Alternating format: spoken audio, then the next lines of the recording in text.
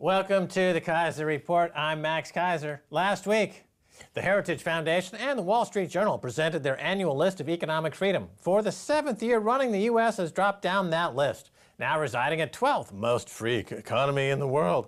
While the U.S. used to be number 1, it is now behind Ireland at number 9. Yes, the same Ireland which was a vassal state of the Troika until mid-December, when it gained at least an appearance of economic sovereignty, which makes you wonder what exactly their idea of economic freedom is. Stacy.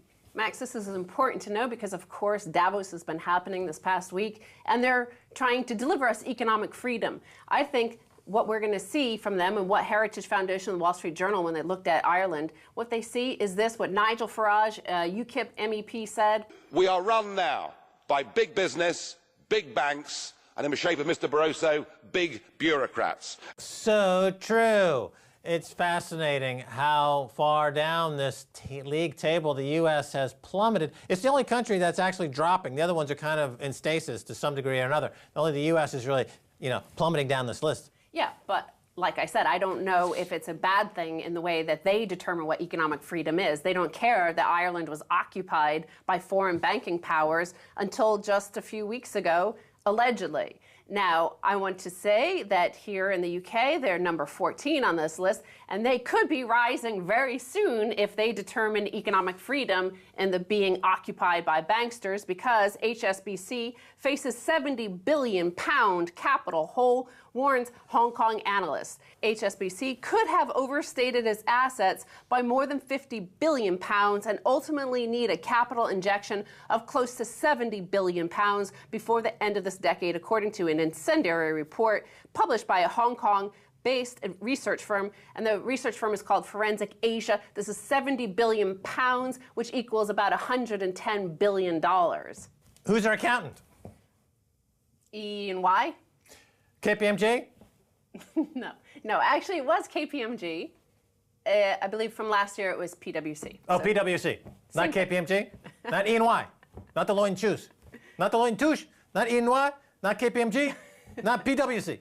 They're all the same. It's all one big acronym. You could just get rid of all those acronyms and replace it with F-R-A-U-D. Fraud. They're all the same. They all collude. They go to Davos and they collude and they all work off each other's playbooks, and it's fraud. The fraud that they found from Forensic Asia, and by the way, this is run by two guys named Thomas Monaco and Andrew Haskins. Thomas Monaco was a former New York Fed guy, and actually Andrew Haskins was an analyst at HSBC for 15 years. So what they found is they began its coverage of Britain's largest banking group with a sell recommendation, warning the lender had between $63.6 billion and $92.3 billion of questionable assets on its balance sheet, ranging from loan loss reserves and accrued interest to deferred tax assets, defined benefit, pension schemes, and opaque level 3 assets. This is the problem that we have with so much fraud built on top of fraud, that nobody knows what any of these books look like, and they get blessed by the likes of KPMG or PwC or Ernst & Young. Any of the accounting firms bless it and say this is okay, but they're looking at it and saying all those assets are overstated by a huge amount. Well, no, the accounting firms that are left. Remember Arthur Andersen covered Enron's books, and then they were taken offline. This goes back to the crisis of 2008. And the too big to fail banks, of course, have gotten even bigger because every time there's a crisis, they destroy one or two of the banks. Now, during the 2008-2009 period, it was Bear Stearns and Lehman Brothers. What happened to the Bear Stearns and Lehman Brothers businesses? They all were sucked up by the remaining banks, whether it was JP Morgan or Wells Fargo, took a piece of those businesses, and they become too big to fail. The way this was engineered is that they're all technically insolvent, but they have to put in, $70 billion worth of garbage that they have to keep on their books listed officially according to KPMG. They're worth 100 cents on the dollar, even though they're technically worth 0. But they became the trash receptacle for the 2008-2009 period. It's in London.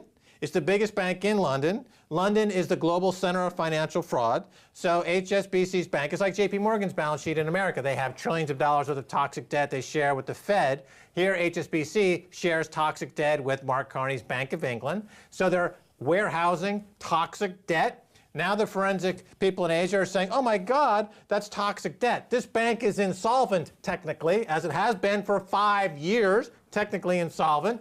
If this push comes to shove, they will have a crash and then a bailout again, and the cycle will repeat itself. But don't be fooled. This is all baked into the cake. This is exactly what we predicted was going on. This is exactly what I've been saying about HSBC, and now some Asian forensic accounting firm is saying, yes, Max Keiser is correct. They're insolvent. They're hiding a black hole of debt. But the UK may celebrate the fact that they'll go up on Heritage and Wall Street Journal's list of economic freedom once they have to bail this bank out. Now, remember during the financial crisis when they were looking around all these governments of the world to bail out the banking system, they needed to raise some revenues as everybody lost their job and all the tax receipts declined. And HSBC threatened to leave London. Remember, they wanted to go base themselves in Hong Kong. And whatever sweeteners the UK government paid them to stay here, they've stayed here. And now it looks like a $110 billion black hole of debt in there could be the British taxpayer may have that. They may own RBS and HSBC, two of the biggest giant banks in the world of derivatives, the proud owners right here. Now, the note from Forensic Asia says, in our view, HSBC has not made the necessary adjustments during the quantitative easing reprieve. Rather, it has allowed legacy problems to linger as new ones in emerging markets gather pace. The result has been extreme earnings overstatement, causing HSBC to become one of the largest practitioners of capital forbearance globally.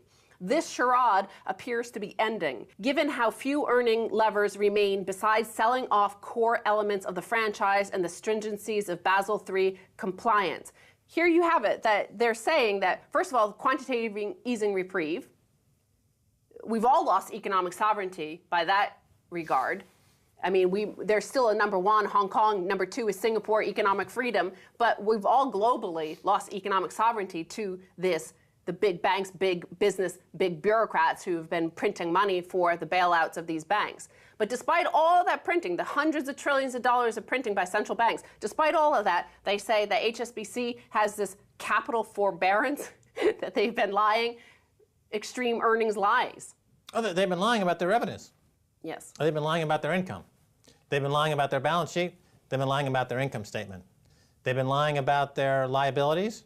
They've been lying about their involvement in laundering money for Hezbollah. They've been lying about their involvement in laundering money for Mexican drug cartels. They've been lying about their involvement in the American mortgage crisis and the dot-com crisis and the housing crisis. I would imagine if you asked the chairman and the president and the CEO of HSBC right now what they had for lunch, they would lie. They may just had a bologna sandwich and they said, we just had a turkey sandwich. Because it's in their culture, it's in their DNA. They grew up liars, they are liars, they'll die liars. Their DNA, if you take it to another planet, another universe, another parallel dimension, you could sell it on the open market as DNA that's made of pure lies. Whatever value that has in a parallel universe, their lies, their DNA is made up of pure lies. You know, it's funny that they threatened to leave the UK if they were actually asked to obey the law. I mean, imagine Jimmy Savile. Here's a guy who committed pedophilia with over 400 children. And he's taken to the court, taken to the Old Bailey, and his defense is, if you prosecute me, I'm going to go to Switzerland. That's what HSB is saying. If you prosecute me and our scads and scores and hundreds of incidents of fraud, we threaten to leave the country. And the government says, oh no, we need your fraud to pay our political campaigns. Please stay. Cameron, you're a... So Forensic Asia says of their stated capital ratios that they would appear to be nothing more than a mirage. So that's what I've been saying! It's a hologram, a fraud! It has been for years! HSBC, there's nothing there except a lie! It's traded on the FTSE as a lie! If you want to invest in a lie, buy it. Buy it! My God! It's a lie! It's a lie! It's a lie! They're lying! There's nothing there! It's a piece of dirt! If you buy that stock, you're buying financial terrorism! Don't you understand that? Do you value your children at all? Or do you want to see them sent to a concentration camp? Wait, oh, I forgot. Dancing with the Stars is on. Never mind. So the equivalent in the U.S. to this mirageist bank here in London is J.P. Morgan. So we're going to turn to a J.P. Morgan headline and their lies and what economic sovereignty really looks like. Los Angeles to consider cutting ties with JP Morgan. A Los Angeles councilman proposed Wednesday that the nation's second largest city consider ending tens of millions of dollars of financial ties with troubled JP Morgan Chase & Company. A motion introduced by Democrat Gil Cedillo seeks a review of city business with the nation's largest bank, as well as analysis of legal options to end those contracts. This is what real economic sovereignty looks like. In fact, if this passes, they should, in a real list by the Heritage Foundation, Los Angeles should top the list of that economic freedom. Remember what Eric Holder said and did when Jamie Dimon was brought down to Washington for committing acts of economic fraud and terrorism. He said that we are unable to prosecute Jamie Dimon and JP Morgan here at the Department of Justice. This is Eric Holder, the Attorney General of the United States, saying he is incapable of prosecuting terrorism in America. So why don't you just resign, because you're sucking up too much oxygen? The entire all the U.S. Attorney Generals. So the Barara, he said when he fined them $2 billion and a deferred prosecution agreement for their role in the Madoff Ponzi scheme, he said he had to think of the collateral consequences if a criminal case were brought, i.e. they can't do it because fraud is so endemic to the whole U.S. But here, Los Angeles is saying they could get rid of them. We're going to look at these contracts. Why do we want to do business with a fraudster? If they're committing fraud everywhere else, is it likely that we're going to be, presumably, they're committing fraud against us as well? Now, the mayor of Los Angeles, who is Eric Garcetti, he said that he hasn't reviewed this motion by the councilman, but he said, quote, "I want to make sure we are putting our money in a bank that does more good than harm." So I think it is a legitimate question to ask. Well, why don't they just replace the stars on the American flag with Eric Holder getting Jamie Dimon's thumb up his schwing? I think that would be a much more accurate depiction of what's going on in that country. And you can't find another bank to find that's not part of this corrupt system. That's rearranging deck chairs on the Titanic. They're all corrupt because they're all tied to the central bank, whether it's Janet Yellen or Mark Carney, who are tied to the Bank of International Settlements, and they're all basically corrupt. So they're all eating the same toxic stew, and they're all part of the same racket. It's like if you were going after the mafia, you just can't go after one part of the mafia. You have to go after the mafia as a racket. It's a racketeering. Well, when you mention stew, of course, it makes me think of those Mexican drug cartels that HSBC does business with, and they would melt people down into a stew. And us doing business with them, we've turned ourselves into stew. We need to declare economic freedom, sovereignty, financial freedom and sovereignty from these banks. Yeah, or how about a head sitting on a turtle, like on that show Breaking Bad? That would be a nice American flag. It would say a lot more than the stupid stars and stripes that went out of... And nobody believes that nonsense anymore. Well, we're out of time, Stacy. We must move on. Thank you. Stay away from turtles with heads on the top. Okay. Stay tuned for the second half, a whole lot more.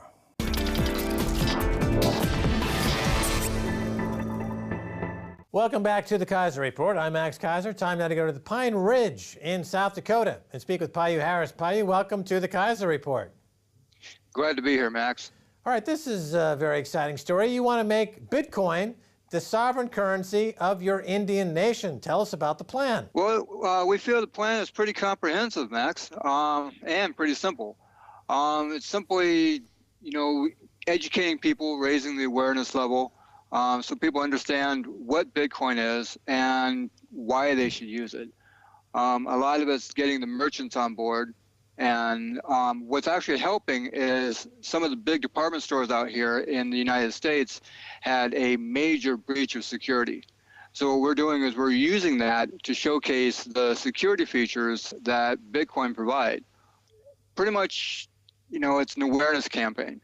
Of course, when I first heard about this, it seemed remarkably appropriate for the indigenous people of America to embrace Bitcoin, because one of the features of the blockchain of Bitcoin is that all the contracts are embedded in the blockchain, and there's no ability to go back and change the blockchain, so people cannot claim that what was on the blockchain was not there to begin with. And I think what's going through a lot of people's minds is that the history of the American Army and the Indians is one of busted treaties.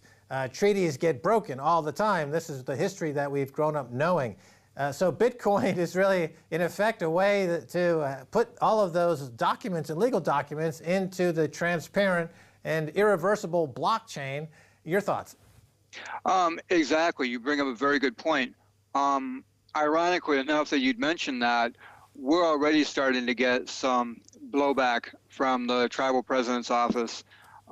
He had federal agents. Apparently, he had a couple of FBI agents that told him that Bitcoin was illegal.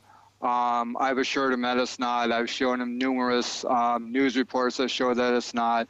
But if you look at it from the aspect of broken treaties, I can understand why at the federal level there is this campaign to disrupt this program, because exactly like you said, you can't tamper with it. So you can't promise something and then not deliver. You know, once you send it, it's sent, it's good, it's done, end of story. Again, going back into Indian history, there was not a concept going back a couple of hundred years of, let's say, private property as such. There was the communal property, there was the natural property of the earth that was shared communally, and the idea of having a monopolist come in or financial fraudsters arrive to disrupt the natural ecosystem was not really part of the DNA of the culture of India. Now here, of the Indians. Now here you have Bitcoin, which is almost a natural resource in itself that is self-fulfilling prophecy in many ways. So again, you're bumping up against two cultures here, but with Bitcoin on the side of the Indian culture, it seems like the balance of power can tip. I mean, to me, it seems like this is a beautiful marriage. Bitcoin and Indians. It seems like a match made in heaven for so many reasons, both current and historical. Your thoughts? Definitely. You're definitely right on with that. I mean, we're talking about a major paradigm shift for Native American tribes, not the least being the fact that by having our own independent currency, that simply augments the sovereignty that we already have. So you have all these treaty obligations that the U.S., try to avoid, bringing up the fact that we have sovereign rights, to have our own currency, to employ Bitcoin and adopt it as our sovereign currency. That really showcases the treaty obligations that the U.S. have and their lack of follow through. So they're scared. I mean, right. So if I remember my grade school history books, there was a concept called manifest destiny that gave the U.S. Army the right to roll over the plains because it was their divine right. And it's almost like there was a story in the FT this week that talked about the divine right of bankers. So the Indian plight over these many decades and 100 years is the same plight that we all share, because the same arrogance, the same bankers, now with financial treaties of collateralized mortgage obligations and other dubious contracts, are rolling over the plains again. So there's a common cause we all have with India. Now I want to move on to the fact that you're looking at some altcoins, which would be part and parcel of the Bitcoin story. Can you speak on that a little bit? Once we started the BTC Oyate initiative, we had a lot of people that came forward wanting to help. We had some coin developers that came in, and we've put together a alt currency of our own, and that is called Maza Coin. Now, Maza Coin, what's unique about it is one of the concerns about Bitcoin is there is the potential for the federal government to make a position of, well, you didn't start Bitcoin, you adopted it, so it's not really yours. So by implementing our own cryptocurrency that's based off of it's actually a hard fork off of Zeta Coin, but it's still an SHA-256 based coin, we do have a currency that we are developing ourselves. Our development team is working very hard on finishing that. We hope to have it launched by March. However, we are still going to have Bitcoin, as part of the cryptocurrency environment. I'd really like to welcome all of the cryptocurrencies out there and have a place on the reservation for them. Maybe, having our entire economic ecosystem, if you will, based off of cryptocurrencies. Yeah, in this country, there's a debate between what's considered the public domain and the private domain. And you see this played out in the area of intellectual property. The MPAA in California believes that the public domain includes all works of art and creative works going back from the beginning of time and for the rest of time, and what they have is their perpetual copyright scheme. So they have no concept of a public domain whatsoever. Whereas the Indian culture, it's almost the diametric opposite. They only think, they think in terms of the public domain. That's their basis of their spiritual well-being, is to preserve the public domain. So do you see this adoption of cryptocurrencies and the Bitcoin nation as it evolves? Could your politics extend beyond just the politics of defending the land that's been stolen into other areas of political concerns, like, as I just mentioned, the intellectual property realm, et cetera? Are the Indian nations, are they becoming politically charged again with the presence of cryptocurrencies? Your thoughts? Absolutely. I brought this up to our, the term is Iyapaha, and it's kind of like a tribal spokesperson. It's a traditional position, and our current Iyapaha is Chase Iron Eyes. And when I brought this up to him and explained it to him, he immediately got on board, immediately said, hey, this is something good for our people. This is something that we can really get behind. Same thing with my uncle, Floyd Hand. He saw the potential, and he told me, he said, if this is good for our people, make it happen. I mean, nowhere in history, I think, of finance has the common person had so much ability to get involved in a market like this. Like I said, this is the nerd's revenge. This gives it back to, in Lakota, it's called Ikchewichasha, which means the common man. Okay, now you mentioned the Lakotas. They also, the Lakota people had a silver coin at one point. It's a very popular mine, silver coin, with the idea being that it's a sovereign representation of the Lakota nation. And, but of course, silver prices and gold prices, as we now know, and another report in Germany detailing how these prices are manipulated. And again, the white man, I hate to bring it down to this level, but I mean, this is historically the way these things have been debated. Uses bad paper, bad treaties in the form of naked short sales to destroy gold and silver prices, and Lakota Nation and everyone else gets screwed. So here you have a currency, the Bitcoin, or let's talk about the Maza coin for a second, because it falls into the category of pre-mined. Now, there's a bit of a debate about pre-mined coins. Of course, this would be, you mentioned the inner geek or the nerd's revenge. This is getting down even to another level of nerddom. But the pre-mined coins, why did you choose to go down that path versus a currency, let's say Bitcoin itself, where the mining goes on for another 50, 60, 70 years? Your thoughts? Very good point. Now, let me, when we say a pre-mine phase, everyone thinks we're going to mine out like 50% of the coins. No, we're not. It's a very, very limited pre-mine. And what that's for is not everyone on the reservation has the equipment to actually get into mining. Not everybody has a laptop.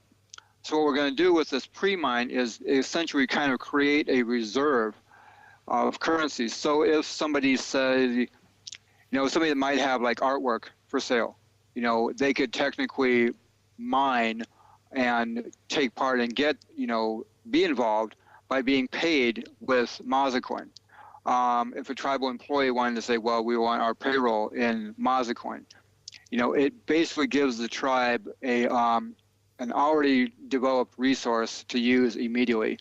Now we are, in talks with the tribe's Economic Development Administration about setting up, a mining operation. But as everyone knows, those are those can get really, really expensive if you want to be Let me efficient. jump in. So we've only got about 15 seconds left. So if I get this correct, in other words, everything can be swapped for the Maza coin, whether it's artwork or home crafts, etc. So you're saying basically to avoid the problem of having hardware in place that is not really it's not available. But so there's a real practical need for the pre-mining, which I think I can understand. Payu, we're out of time. Thanks so much for being on. Have you back on again soon. Salamia Kola, Dok Shah. Thank you, Max. Goodbye. And that's going to do it for this edition of the Keiser Report with me, Max Keiser, and Stacy Herbert. I'd like to thank our guest, Payu Harris. If you'd like to get in touch, tweet us at Keiser Report. Until next time, bye, y'all.